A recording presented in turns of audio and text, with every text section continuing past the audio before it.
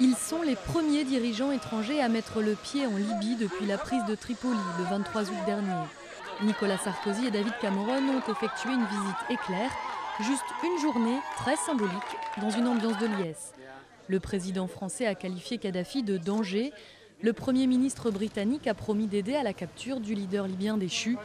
Mais surtout, ils ont appelé les Libyens à ne pas se diviser. La France est très attachée à l'unité de la Libye, à la réconciliation des Libyens. Et la France dit à ses amis libyens, regardez l'avenir ensemble. Pas de vengeance, pas de règlement de compte. Le respect des règles de droit. La France et la Grande-Bretagne sont les deux principaux soutiens de la rébellion libyenne commencée en février dernier. La mission de l'OTAN a été possible grâce à ces deux pays.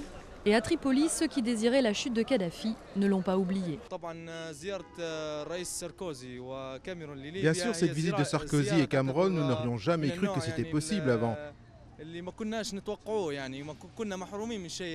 C'est bon pour la Libye, c'est bon pour l'économie et c'est bon pour le futur aussi, si Dieu le veut.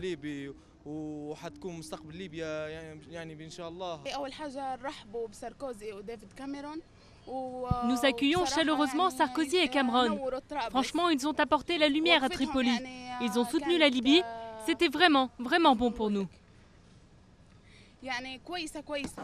Pour autant, Paris et Londres estiment ne pas avoir terminé leur mission. Les deux dirigeants ont promis que l'OTAN continuerait à bombarder les zones encore sous contrôle des troupes de Kadhafi. Et pour ce qui est de l'aide financière, David Cameron a pris des engagements.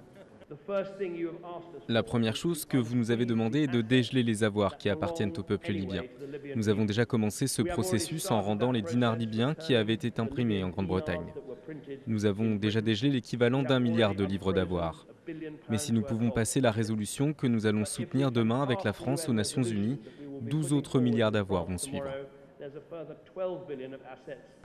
Après un bain de foule à Benghazi, Nicolas Sarkozy et David Cameron ont quitté la Libye. Pendant leur visite, les forces pro-CNT sont rentrées dans Sirte, la ville natale de l'ex-dirigeant libyen. L'objectif, contrôler définitivement la zone dans les prochains jours.